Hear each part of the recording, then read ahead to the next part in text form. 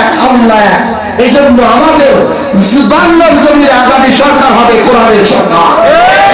আগামীর সরকার আমরা কোরআনের সরকার দেখতে চাই। আগামীর ভোট আমরা কোরআনের পক্ষে দেব।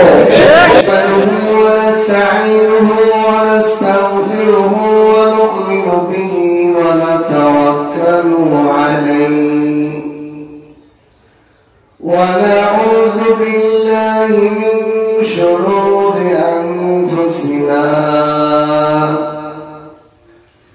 ومن سيئات أعمالنا من يهده الله فلا مضل له ومن يضلله فلا هادي له ونشهد أن لا إله إلا الله لا خالق إلا الله ولا مالك إلا الله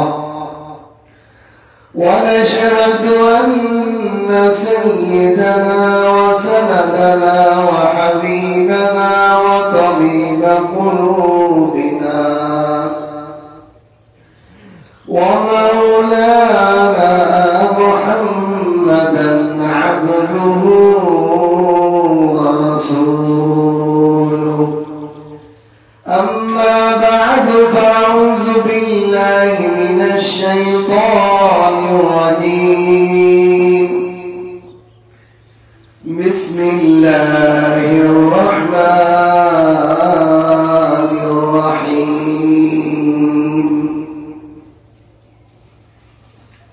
إنا مكنا له في الأرض وآتيناه من كل شيء سببا فأتبع سببا حتى إذا بلغ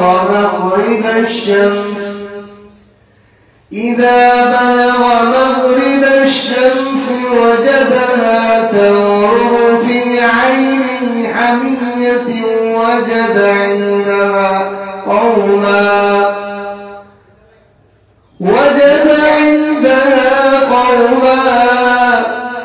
قلنا يا ذا القرنين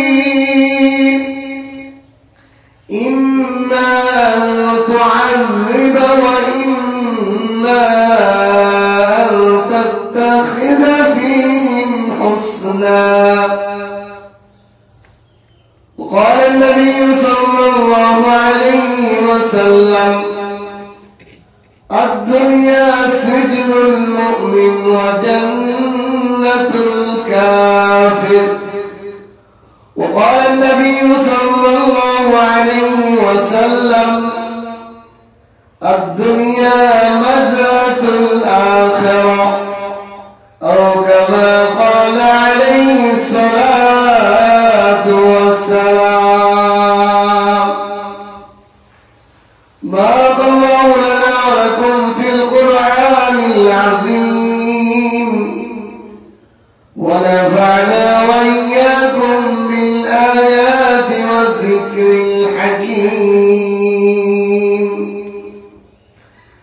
سبحانك لا علم لنا إلا ما علمتنا إنك أنت العليم الحكيم. ربي زدني علما ربي زدني علما ربي اشرح لي صدري ويسر لي أمري واحلل عقدة من لساني يفقه قولي.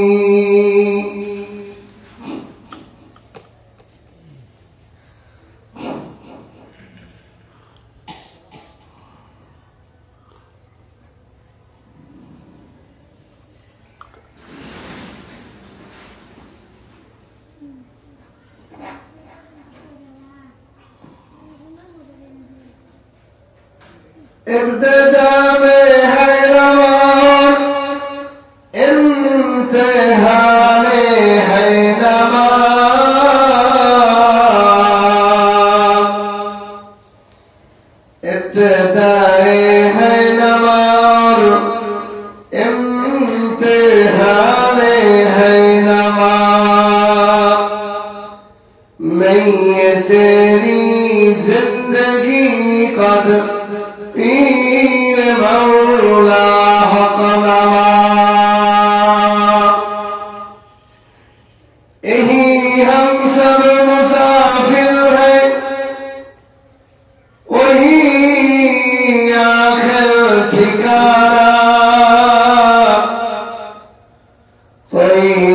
आगे रवाना है, कोई से रवाना।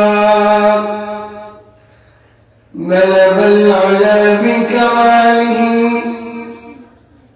كشف الدجى بجماله حسنت جميع خصاله صلوا عليه وآله। আল্লাহ তাআলার লাখ কোটি শুকর ও সুজুদ মহান রব্বুল আলামিন আমাদেরকে দয়া করে মায়া করে ভালোবেসে আল্লাহর ঘর মসজিদে জুমার আযানের সাথে সাথে উপস্থিত হওয়ার জন্য তৌফিক দান করেছেন। এজন্য কালিমাতু শুকর আদায় করে আলহামদুলিল্লাহ। আল্লাহ তাআলা দয়া করে মায়া করে যদি ভালো কাজ করার সুযোগ আমাদেরকে না দেন, তা আমাদের কি ক্ষমতা আছে আর কি যুক্তি আছে যে আল্লাহ গোলামি আমরা জোর করে করতে পারি? এই জন্য আল্লাহ তাআলার সবসময় ইবাদতের পরে কৃতজ্ঞতা করা, ইস্তিগফার করা। ফরজ নামাজের পরেও, যে কোনো নামাজের পরেও 3 বার ইস্তিগফার করতে হয়। কারণেই যে আল্লাহ আপনি যেভাবে আমাকে হুকুম করেছিলেন সেইভাবে আমি পারি নাই, আর আমি আমার গায়ের জোরেও পারি নাই। আপনি যতটুকু তৌফিক দিয়েছেন সেই অনুযায়ী আসতে পারছি, বসতে পারছি, নামাজ আদায় করতে পারছি। এজন্য প্রকৃত আল্লাহর গোলাম সর্বদা বিনয়, তার মধ্যে দাসত্বের ভাব থাকে, অহংকারী হওয়া যাবে। আমি কোরআনে কারীমের সূরা কাহাফের শেষ ভাগের থেকে কিছু আয়াত তেলাওয়াত করেছি। এই আয়াতের প্রেক্ষাপট এবং আয়াতের বিষয়বস্তু যদি আল্লাহ তাআলা আমাকে তৌফিক দান করেন, এই অল্প সময়ের মধ্যে আল্লাহ যেন আমাকে তৌফিক দিয়ে কিছু কথা আলোচনা করার তৌফিক দান করে, বলেন আমিন। আল্লাহ না বলাইলে কিছুই বলা যায় না। এই আয়াতগুলোর মধ্যে বাদশাহ যুলকারনাইনের কথা। যুলকারনাইন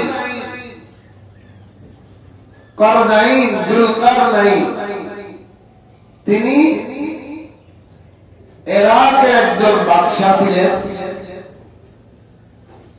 ওনার এই নামটা আসল নাম না, বরং লকব।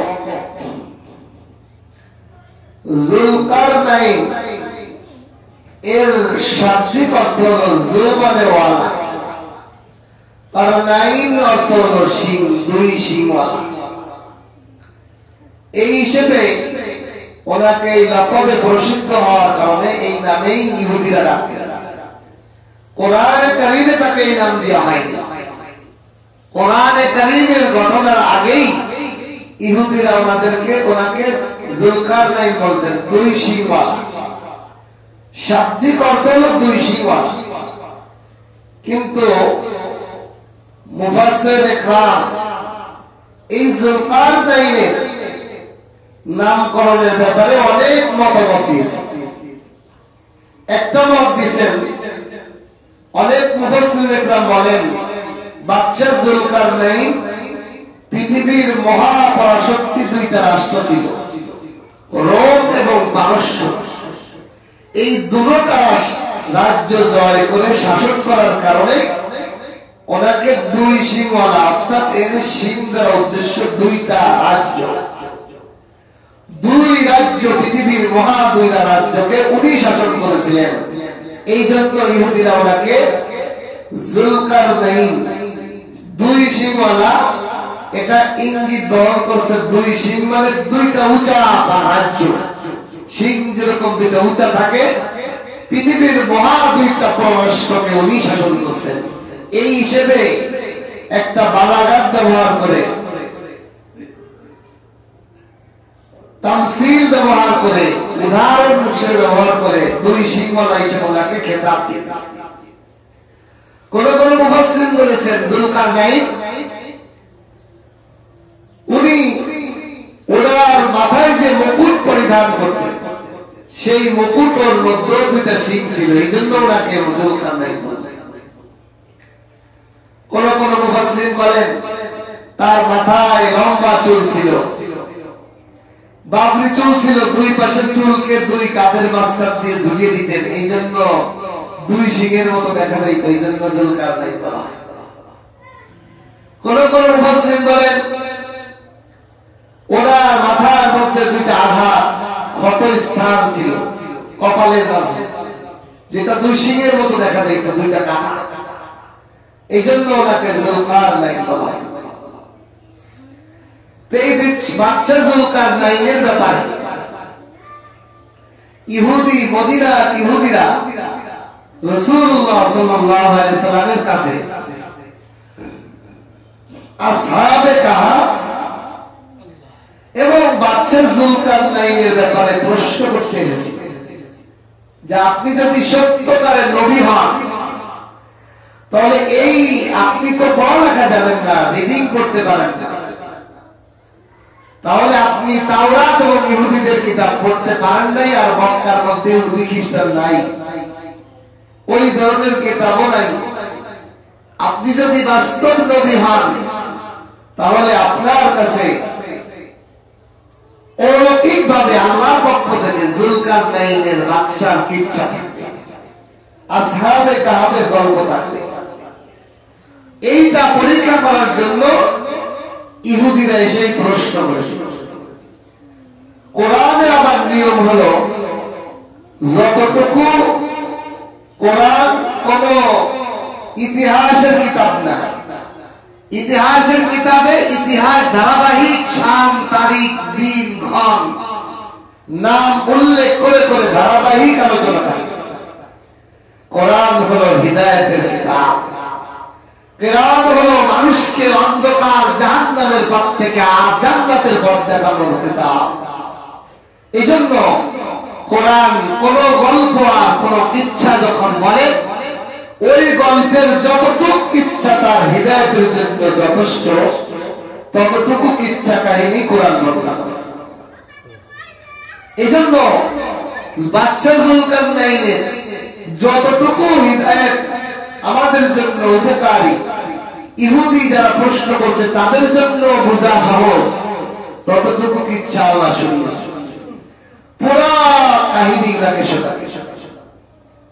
এই কাহিনী থেকে দুইটা জিনিস আমাদেরকে আল্লাহ শিখিয়েছে। এক নম্বর হলো হিদায়াতের দাওয়া, এক আল্লাহর তাওহীদের দাওয়া, এক আল্লাহর হুকুমত এই জমিনে পৌঁছানোর জন্য, এই জমিনে বাস্তবায়ন করার জন্য, এই জমিনে এক আল্লাহর হুকুম কায়েম করার জন্য যে চেষ্টা, যে হিম্মত, তা এই ঘটনার মধ্যে শিক্ষা দিয়েছে। দুনিয়ার বুকে যারা এক আল্লাহকে মানে, এক আল্লাহর আনুগত্য করে, তাদের প্রত্যেককে তার নিজ জায়গা থেকে আল্লাহর হুকুম এই জমিনে বাস্তবায়ন করার জন্য চেষ্টা করে। না আমি মুসলমান, আমি শুধু নামাজ পড়ি, আমার মসজিদে জুমার দিনে সেটা সিজদা দেই, আমার কাজ শেষ নয়। মুসলমান হিসেবে আমি আল্লাহর একজন গোলাম হিসেবে মনিবের প্রভুত্ব হুকুমত তার জমিনে বাস্তবায়নের চেষ্টা আমি আপনি গোলাম হিসেবে আমার আপনার প্রত্যেকের উপর দায়িত্ব, প্রত্যেকের উপর দায়িত্ব এই জমিনের মধ্যে আল্লাহর হুকুমত কায়েম করা, জবানে অর্থ দিয়ে, মাল দিয়ে, শক্তি দিয়ে, চেষ্টা আমার আপনার যতটুকু শক্তি আছে, ক্ষমতা আছে, ততটুক বল দিয়ে আল্লাহর জমিনে আল্লাহর আইন বাস্তবায়ন করার জন্য চেষ্টা করে। দুই নম্বর, এই ঘটনার মধ্যে আর একটা গুরুত্বপূর্ণ নসিহত আল্লাহ তাআলা করেছেন। জুলকারনাইনের কিচ্ছা। এই পৃথিবীর বুকে যত কিছু তুমি দেখতেছো, ক্ষমতা, পাওয়ার, ধন সম্পদ, সব এই পৃথিবী থেকে বিলীন হয়ে যাবে, ধ্বংস হয়ে যাবে। এই দুনিয়াতে কোন জিনিস করার আগে এটা মনে রাখতে হবে এই কাজটা ধ্বংসশীল, এখানে কোনো কিছু আসল সফলতা নয়, সফলতা হলো পরকাল। এখানের কোনো কিছু আমি প্রতিদান পেয়ে যাওয়াই আসল প্রতিদান নয়, আসল প্রতিদান হলো আখিরাতের প্রতিদান। ঘটনা প্রবাহে আসলে দুটা পয়েন্ট আগে বলে আল্লাহ তাআলা কোরআনে কারীমে যুলকারনাইনের ঘটনা বর্ণনা করতেই বলে, ইন্না মাক্কান্না লাহু ফিল আরদ ওয়া আতাইনাহু মিন কুল্লি শাইইন সাবাবা। আমি আল্লাহ নিশ্চয়ই মাক্কান্না লাহু ফিল আরদ, জমিনের মধ্যে আমি যুলকারনাইনকে প্রকৃত বাদশাহ হিসেবে মাক্কান্না প্রতিষ্ঠিত করেছিলাম। মাক্কান্নাহু, তোমরা কিরকম বাদশাহ? যুলকারনাইনকে আমি এমন দাপটশীল বাদশাহ বানিয়েছিলাম। কেমন বাদশাহ? ওয়া আতাইনাহু মিন কুল্লি শাইইন সাবাবা। সাবাবা মানে বলা হয় আসবাব, জিনিসপত্র, আসবাবপত্র। আমার যা প্রয়োজন হয়, আমার মাথার তালুর থেকে পায়ের তালু পর্যন্ত পোশাক আদি প্রয়োজন, আমার বসবাসের জন্য ঘর প্রয়োজন হয়, আমার খাবার দাবারের জন্য খাওয়া দাওয়া প্রয়োজন হয়। আল্লাহ বলেন আমি যুলকারনাইনকে এমন ভাবে বাদশাহিত্ব প্রতিষ্ঠিত করেছিলাম যে তার যা যেখানে যে জিনিস প্রয়োজন হতো সব তার মুআফিক করে দিয়েছিলেন। বলেন সুবহান। পৃথিবীর এ প্রান্ত থেকে প্রান্ত, সমস্ত প্রান্ত তার রাজত্বের আয়ত্তাধীন, তার এক হুকুমতে চলার মতো বানিয়ে দিয়েছিলেন। সব আসবাব তার আনুগত্য করে দিয়েছিলেন। আল্লাহ, কেমন বাদশাহ তার বাড়ি।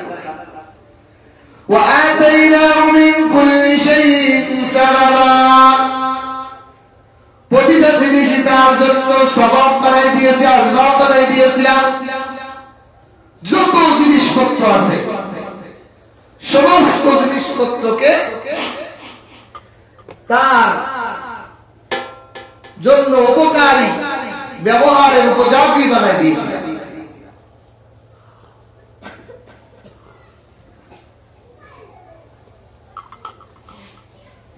সকল জিনিস সে নিজের মতো করে ব্যবহার করতে পারে, সব জিনিস তার জন্য উপকার, এরকম বানিয়ে দিয়েছে।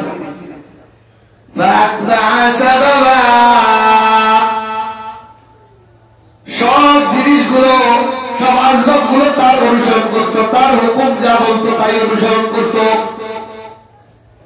যুলকারনাইনকে দুনিয়ার প্রতিটা জিনিস তার জন্য, তার কর্মচারী বানিয়ে দিয়েছিলাম।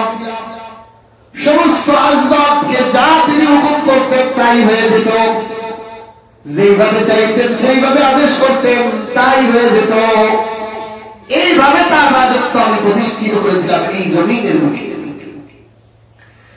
হাত্তা ইযা বালাগা মাগরিবাশ শামস, এ পর্যন্ত যে সে পৃথিবীর বুকে তিন দিকে সীমান্তে ভ্রমণ করেছে, সে তিনটা দিক ভ্রমণ করেছে। এক নম্বর, ইযা বালাগা মাগরিবাশ শামস, যখন সে সূর্য ডোবে এমন প্রান্তে, মাগরিব, আমাদের সমাজে না মাগরিবের নামাজ আছে না, মাগরিব শব্দ হলো ডুবা, ডুবা, ডুবন্ত, যে ডুবে যায়, সূর্য ডুবে যায়, এই নামাজকে মাগরিব বলে, ডুবন্ত নামাজ। শামস, সূর্য যেখানে ডুবে যায় সেই সীমানায় উনি পৌঁছে গিয়েছিলেন পৃথিবীর রাজত্ব কায়েম করতে।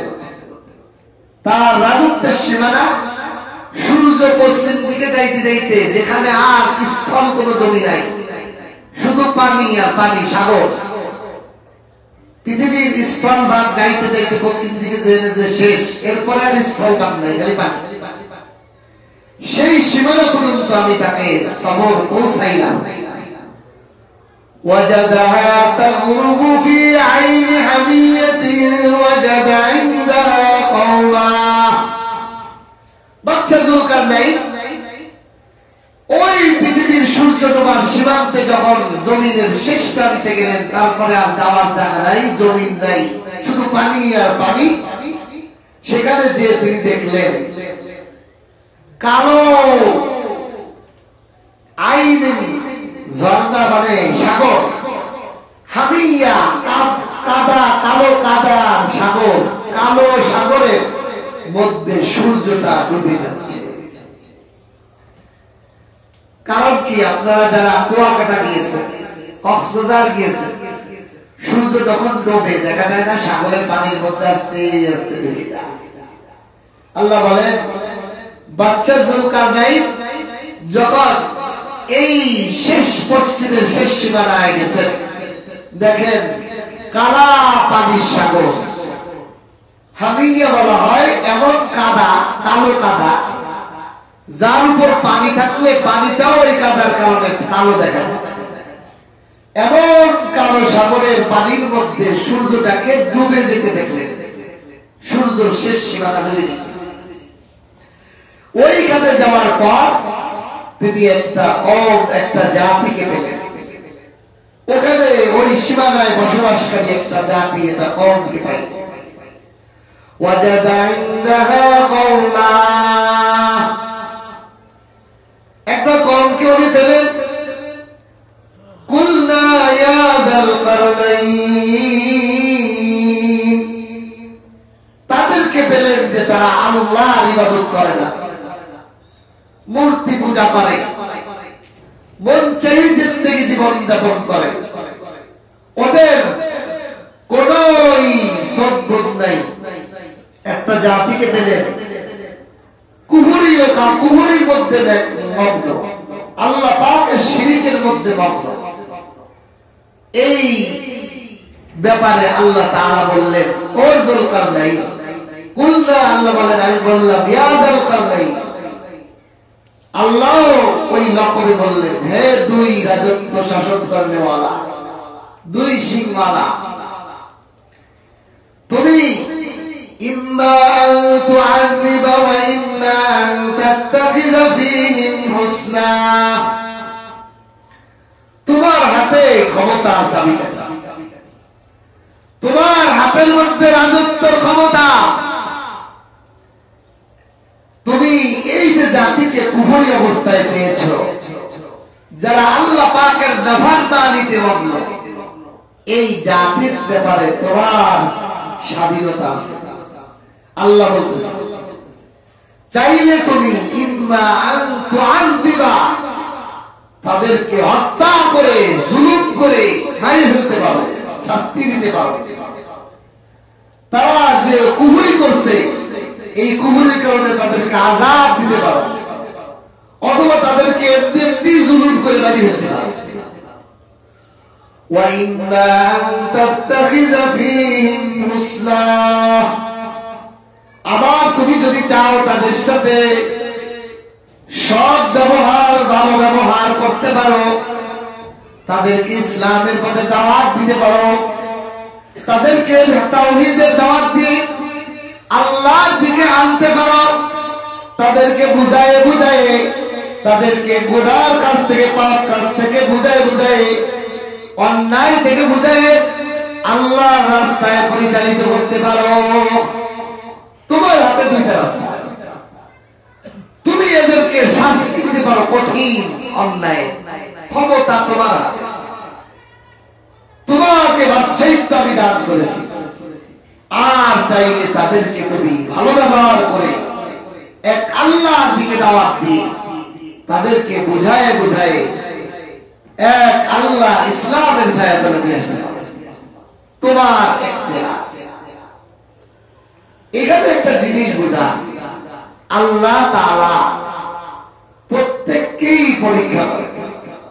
এই দুনিয়া আর দুনিয়া মাজরাতুল আখিরাহ, দুনিয়া হলো আখিরাতের ক্ষেত। এখানেই সব পরীক্ষা নিরীক্ষা হয়ে যাবে। আমি আপনি ভালো না মন্দ প্রত্যেকের অবস্থান থেকে পরীক্ষা। আমাকে আপনার ইমাম বানিয়েছেন, খতিব বানিয়েছেন, আমি আপনাদেরকে হিদায়াতের সঠিক কোরআনের কথা শোনাই কিনা এটার পরীক্ষা। আপনাকে আলেম না বানিয়ে আমার মুসল্লি আলেমদের অনুসারী মোহাব্বতকারী মুসল্লি বানিয়েছেন, আপনার পরীক্ষা আলেমদের পরামর্শ অনুযায়ী তাদের বলে দিয়া রাস্তা অনুযায়ী কোরআন হাদিসের আলোকে আপনি জীবন পরিচালনা করেন কিনা এটাও আপনার আমার পরীক্ষা। এই জন্য প্রত্যেকে রকম পরীক্ষা। তো বাদশাহ যুলকারনাইনকে পরীক্ষা দিলেন যে আপনি জুলুম অত্যাচার করেন কিনা, ভালো ব্যবহার করেন জনগণের সাথে, এটা আপনার সুযোগ দিয়ে দিলেন। বাদশাহ যুলকারনাইন তাদের সাথে জুলুম করলেন, তাদেরকে এক আল্লাহর দাওয়াত দিলেন। এটার দ্বারা বোঝায় প্রত্যেককে এই সুযোগ দিয়ে আছে। আপনি যদি দুনিয়ার কোন মানুষকে আল্লাহর হুকুম এই দুনিয়ায় বাস্তবায়ন করার জন্য দাওয়াত নাও দেন, আপনার কেউ কবে না আপনি দাওয়াত দিলেন না, কিন্তু আপনার আমার জন্য পরীক্ষা। আবার আপনার ক্ষমতা অনুযায়ী এই আল্লাহর জমিনে আল্লাহর হুকুম, আল্লাহর একত্ববাদের আইন বাস্তবায়ন করার জন্য চেষ্টা তদবির আমার আপনার আছে। আমাদের সমাজে বিশেষ করে বাংলাদেশের জমিনে রাজনৈতিক ভাবে অনেক দল, দুইটা দল প্রভাবশালী হয়ে এই দেশকে শাসন করছে। এই দুইটা দলের মধ্যে যারা পরিচালনা করছে তারা কি কোরআন আল্লাহর ওহীর জ্ঞানে জ্ঞানিত, দুনিয়াবি জ্ঞানী জ্ঞানিত? এই জন্য তারা দুনিয়ার নীতিমালা অনুযায়ী দেশ শাসন করে তারা কেউই সফলকাম হয় নাই। প্রত্যেকেই বিতাড়িত হয়েছে, মানুষের দিলে ঘৃণা দিয়ে পদত্যাগ করতেছে। ঠিক কিনা? কি বলেন? এই জমিনে যত মানুষ দুনিয়ার মানুষের তৈরি আইন, মানুষের তৈরি নীতিমালা বাস্তবায়নের জন্য এক একজন 10 বছর, 20 বছর, 15 বছর শাসন করেছেন। শাসন তারা আপ্রাণ চেষ্টা করেছেন মানুষের তৈরি আইন দিয়ে। আর তাদের দ্বিমত, তাদের ভিন্ন মতের মানুষদেরকে গুম, হত্যা আর জুলুম অত্যাচারের মাধ্যমে দমিয়ে দিয়ে তারা মানুষ রচিত, তাদের নিজের বিবেক রচিত আইন বাস্তবায়ন করতে গেছে। তারা দুনিয়াতেও তারা মানুষের ঘৃণার পাত্র হয়েছে, আর আখিরাতে তো আল্লাহর কাছে রয়েছে আরো কঠিন থেকে কঠিন বিধান। ঠিক কিনা? এজন্য আমাদের সামনে সুযোগ আসছে, আমাদের হাতে এখন সময় আসছে, প্রতিটা মুসলমানের এখন সুযোগ। আমি আপনি এখনই সিদ্ধান্ত নিতে হবে। আর মানুষ রচিত তন্ত্রমন্ত্রের বিচেদ হয়ে লাভ নেই। আল্লাহর কোরআনের আইন যেই নেতা আসবে, চিনিলে সে কে, আল্লাহর কোরআনের আইন বাস্তবায়ন করতে চায় তাকেই আমি ভোট দেব। আমি যদি মুসলমান হয়ে থাকি, আমার শিরা উপশিরায় যদি আল্লাহর দেওয়া রক্ত প্রবাহিত হতে থাকে, তাহলে আমার আল্লাহর এই জমিনে আল্লাহর আইন বাস্তবায়ন যারা করবে না, আল্লাহর আইনকে যারা তন্ত্রমন্ত্র মনে করে না, নিজেদের জীবন সংবিধান মানে না, তাদের পিছে আমি মুসলমান হিসেবে থাকতে পারি না। ঠিক কিনা? আমি তাদের পিছে থাকতে পারি না। এই সমস্ত তন্ত্রমন্ত্রের যত তন্ত্রমন্ত্র গেছে, তারা মানুষকে জুলুম অত্যাচার আর আমার আপনার ট্যাক্সের আমার আপনার দেশের সম্পদকে লুটপাট ছাড়া আর কিছুই তারা দেখাইতে পারে। উন্নয়নের নামে তারা নিজেদের কানাডার বাড়ির ফাউন্ডেশন তৈরি করছে। এজন্য এখন আমাদের সামনে কোরআন ওয়ালাদের আলেম ওলামার মাধ্যমে যারা আল্লাহর কোরআন জমিনকে জমিনে বাস্তবায়ন করতে চায়, সে একজন সাধারণ মানুষ হতে দাঁড়ায় যে এই দল আল্লাহর আইন বাস্তবায়ন করতে চায়। আমার আপনার মুসলমান হিসেবে আর অন্যদিকে হাঁটার সুযোগই নাই, আগেও ছিল না, কিন্তু আগে আমি একটি ভুল করেছি। আল্লাহ রাসূল সাল্লাল্লাহু আলাইহি সাল্লামের অহরহ হাদিস আছে, কোরআনে কারীমের ইবাদুর রহমানের 10টা গুণ, এর মধ্যে একটা গুণের বছর আল্লাহ তাআলা আলোচনা করেছেন যে যে ব্যক্তি মিথ্যা সাক্ষী দেয় সে আল্লাহর আরশের নিচে ছায়াই পাবে। যে মিথ্যা সাক্ষী দেয় সে আল্লাহর বান্দার মধ্যেই গণ্য হবে।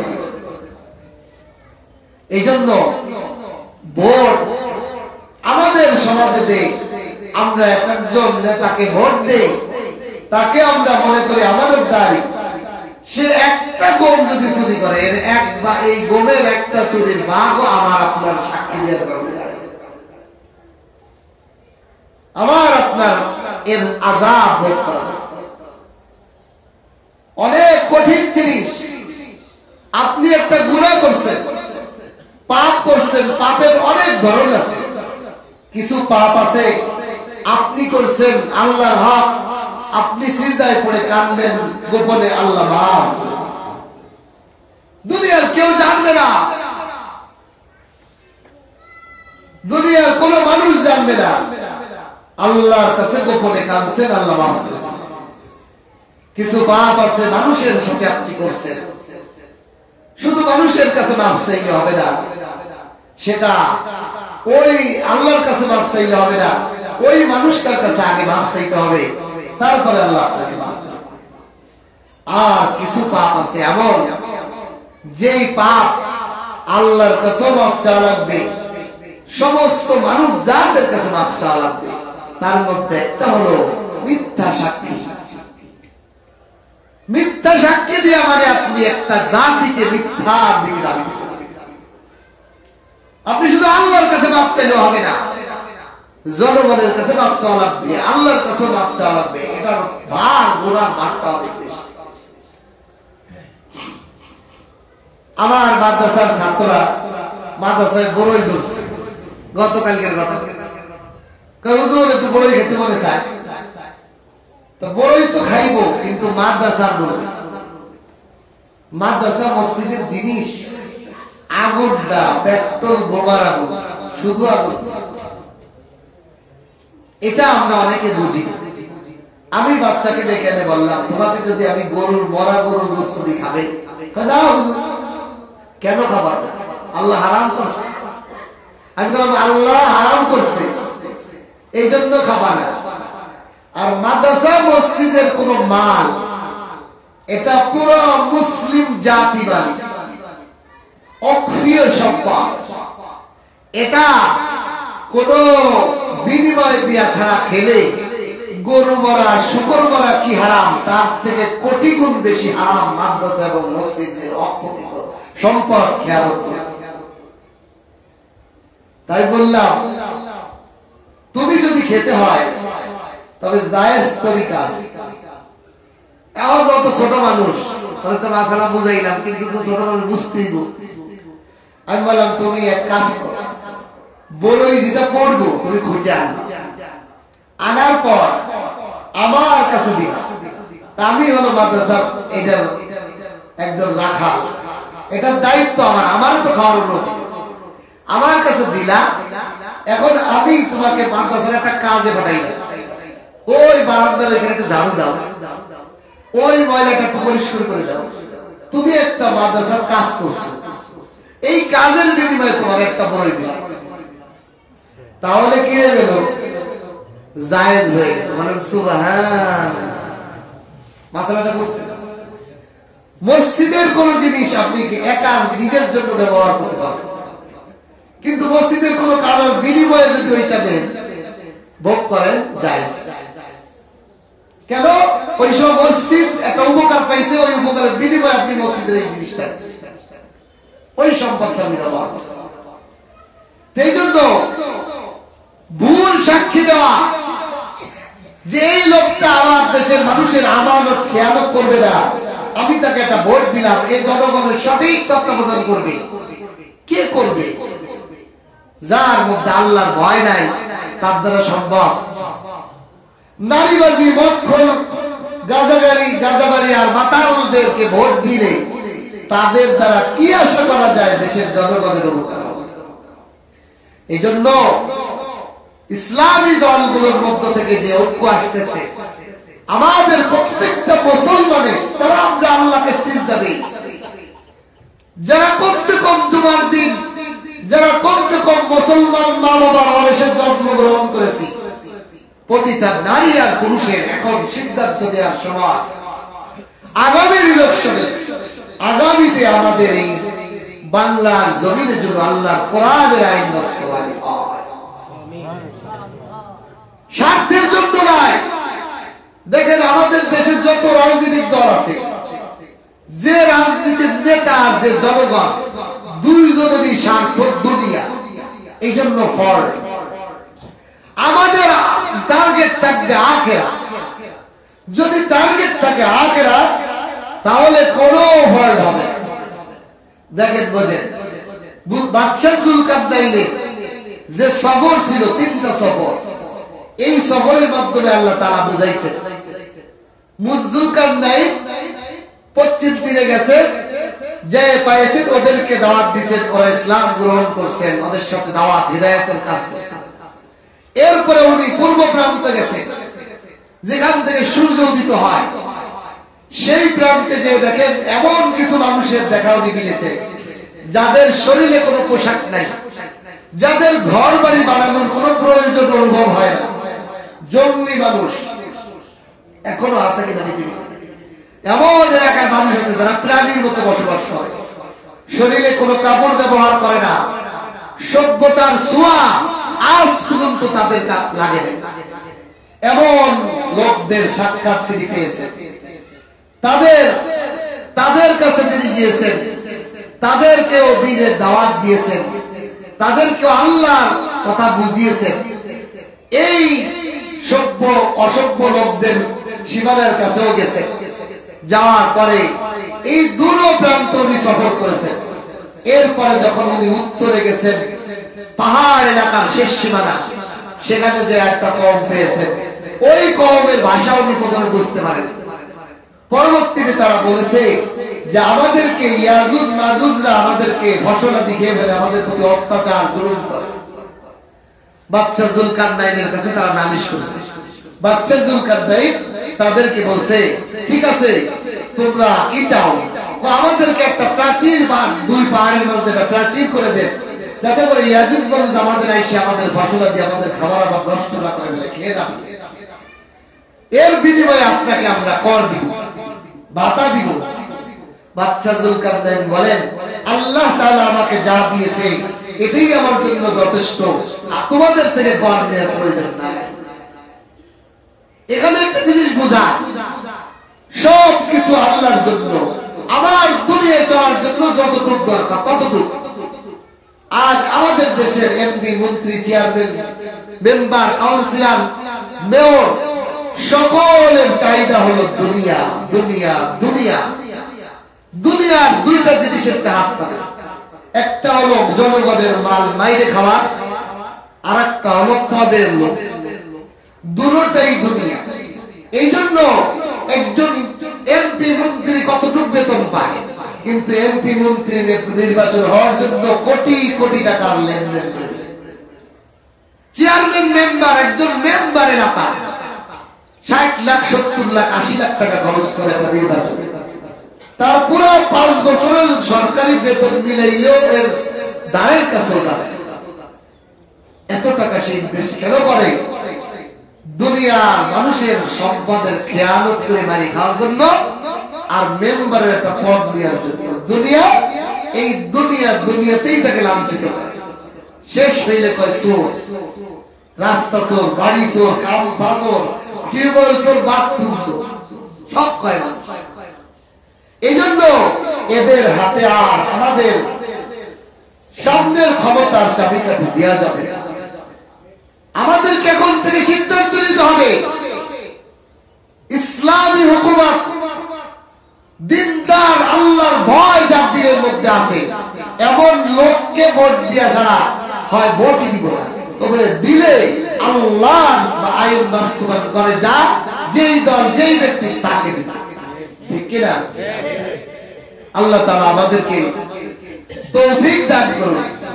এই বাদশা যুলকারনাইনের ঘটনার শেষ প্রান্তে এসে আল্লাহ বুঝাইলেন, হে বাদশা যুলকারনাইন, বাদশা বললেন তোমাদের কাছে আমি কোনো বিনিময় চাই না, আল্লাহ তাআলা আমাকে সব জিনিস মুআফিক করে দিয়েছেন, আমি আমার ক্ষমতা দিয়ে আমি করে দেব, তবে তোমরা আমাকে জনগণের শক্তি দাও, লেবারের শক্তি দাও। তারা লোহা পাট এগুলো বয়ে বয়ে এনে দিলে বাদশা যুলকারনাইন আগুনের হাওয়া দিয়ে এটাকে ওনার হাতের মধ্যে আল্লাহ অনেক পাওয়ার দিয়েছে। এই ক্ষমতার বলে উনি এই পাহাড়ের মাঝে দেওয়াল তৈরি করে দিলেন। দেওয়াল তৈরি করে দিয়ে যেই কথাটা আমার শেষ টার্গেট, সেটা উনি বললেন এই যে দেওয়াল বানাই দিলাম এটা স্থায়ী না, এটা এমন একদিন আসবে পৃথিবীর শেষ লগ্নে দেওয়াল ভেঙে যাবে। এই পৃথিবীর কোনো কিছু স্থায়ী না। হে জনগণ শোনো, যা করবা আল্লাহর জন্য করবা, যা করবা আখিরাতের জন্য করবা। তুমি কাউকে ভোট দিবা তাও আল্লাহর জন্য, তুমি নির্বাচন করবা আল্লাহর জন্য, তুমি যা করবা ওই আখিরাতের জন্য, দুনিয়ার কোনো লাভের জন্য করো না, তাহলেই তোমরা সঠিক আল্লাহর দ্বীন কায়েম করবে। ঠিক কিনা? যখন জনগণ মনে করবে এই লোকটা আমার উদ্ধার, এই আলেম, এই কোরআনের জ্ঞানী আলা, এই নেতা কোরআনের আইন বাস্তবায়ন করতে পারবে, তার অন্য অন্য বৈশিষ্ট্য আমার বুঝে আসুক, আমার মুআফিক হোক আর না হোক, আমি তো আল্লাহর জন্য দেব, সুতরাং সব চাহিদা তো আমার মুআফিক হবে না। দেখেন আমাদের সমাজে অনেকে বলে এই আলেমদের অনেক দল, অনেক দল, অনেক ফেরকা থাকবে। কেন থাকবে? এক বাজারে আমার এক উস্তাদ একটা ঘটনা বলে, দুইজনে দুই বন্ধু কাছে বাজার যাওয়ার পর আমার উস্তাদ বলে আলুর দোকান এলাকা আলু, আমার বড় বড় আলু দাও। আর দুজনে বন্ধু বলে আমার ছোট ছোট আলু দেবে। হুজুর বলেন এই দোস্ত ছোট আলু বেশি, তুই বড়টা বেশি। আমি বড়টা নিতেছি আমার বিবি শুনতে সুবিধা, বড় আলু ধরার সুবিধা, শুনতে সুবিধা, শুনতে সুবিধা হবে, এই জন্য বড়টা তুই তো তুই ছোট আলু। আমারও যুক্তি আছে, আমি ছোটটা নিতেছি, ছোট আলু ওর মধ্যে আল্লাহ পাক যতটুকু মজা নির্ধারণ করছে, বড়টার প্রত্যেকটার জন্য তারা নির্ধারিত 1 গ্রাম মজা, কিন্তু ওটা ছোট হওয়ার কারণে ওটার মজা বেশি, ওটার গোস্ত বেশি না কম, এই জন্য ছোট আলুর মধ্যে স্বাদ বেশি, এই জন্য ছোটটা নিতেছে। আচ্ছা বলেন দুইজনের যুক্তি ঠিক আছে কিনা? এখন যদি আপনি বলেন না এই যুক্তি চলবে না, দুইজনই বড় আলু নিতে অথবা দুইজনই ছোট আলু নিতে, বাজারের বড় আলু খাইবে কিনা আর ছোট আলু খাইবে, এই ইখতিলাফ আল্লাহর তৌফিক, এই মতবাদ আল্লাহর সৃষ্টি। কিন্তু আমরা যত মুসলমান এক আল্লাহ মানি কিনা, এক কোরআন মানি কিনা, এক নবী মানি, তাহলে এক কোরআন, এক নবী আর এক কোরআনের আইন বাস্তবায়ন যে করবে সে কোন দলের কোন মতের হোক আমি মানতে কিনা, আমি তাকেই ভোট দিব। এর বাইরে আমার যাওয়ার কোনো সুযোগ নেই, এর বাইরে আমার কোনো চাইলে আমি আল্লাহর গোলামি কাটাই, আমি আল্লাহর গোলামি করি, মানুষের গোলামি কেমনে করি? তবে নামের মুসলমান, ছোট মুসলমান হইতে পারে, আসলে মুসলমান। এই জন্য মুসলমান হিসেবে যদি আমি বলতে চাই, আল্লাহর সামনে দাঁড়াইতে চাই, এখন জনগণের একটা কঠিন পরীক্ষা সামনে আসতেছে যে আপনি কাকে একটা ভোট দেবে, এই ভোটটা দিয়েই আপনার সাব্যস্ত হবে আপনি মুসলমান না গায়ের মুসলমান। ঠিক কিনা? 90% মুসলমানের দেশে সংবিধানে বিসমিল্লাহ থাকে না। এই অনেক নীতিমালা আমরা দেখছি, আর এগুলো সহ্য করব না। এখন এমন আইন আসতে হবে, চুরি করলে হাত কাটা, হত্যা করলে গলা কাটা, জিনা ব্যভিচার করলে হক কায়েম হবে ইনশাআল্লাহ। এমন আইন আমরা চাই কিনা? আল্লাহ তাআলা আমাদের সকল জনগণ ঐক্যবদ্ধ থাকা উচিত। দরকার তৌফিক দান করো। তিন বিষয়ে আমরা ঐক্য থাকবো, কোরআন এক, আল্লাহ এক, নবী এক। এ ব্যাপারে আমাদের কোনো দ্বিমত আছে? নামাজ 2 রাকাত পড়ে না 3 রাকাত পড়ে, হাত বুকে বাঁধতে না সিনায় বাঁধতে, ওটার দরকার নেই। ওটা আল্লাহ তরফি, নবী তরফি, শরীয়ত তরফি ইত্তেলা থাকবে, কিয়ামত পর্যন্ত থাকবে। এটাও বুঝাই। হাত বাঁধা বুকে, পেটের নিচে হাত ছাড়া, 3 তরিকারই সহিহ হাদিস আছে। কয় তরিকা? বুকে হাত বাঁধা সহিহ হাদিস আছে, নাভির নিচে হাত বাঁধা সহিহ হাদিস আছে, হাত ছাড়া নামাজ পড়া এটাও হাদিস আছে। এখন বলেন হুজুর আপনি তো একটা করেন, শুনেন আল্লাহ তাআলা নবী যেহেতু 3 প্রকার করছে, এই 3টা জন্য কিয়ামত পর্যন্ত নবীর আমলটা থাকে, এই জন্য 3 মুনাফিকের মানুষ বানাইছে। সুবহানাল্লাহ। এই ইখতিলাফ আমার নবীর আদর্শ চিন্তা রাখার ইখতিলাফ। এই ইখতিলাফগুলো আমার নবীর একটা সূরত জন্য পৃথিবীতে কিয়ামত পর্যন্ত নষ্ট না হয়ে যায়, এই জন্য আল্লাহ এই ইখতিলাফগুলো দিয়েছে। দেখলে আমাদের জন্য রহমত। ইখতিলাফুল উলামা রাহমাতুন, ইখতিলাফুল মাসালা রাহমাতুন। কিন্তু কোরআন এক, নবী এক, আল্লাহ এক। এই জন্য আমাদের বাংলার জমিনে আগামী সরকার হবে কোরআনের সরকার। আগামীর সরকার আমরা কোরআনের সরকার দেখতে চাই। আগামীর ভোট আমরা কোরআনের পক্ষে দেব। সে যেই দলই আমাদেরকে কোরআনের পক্ষে রাখবে সেখানে আমরা বলতে, ঠিক কিনা? আল্লাহ আমাদেরকে তৌফিক দান করুন।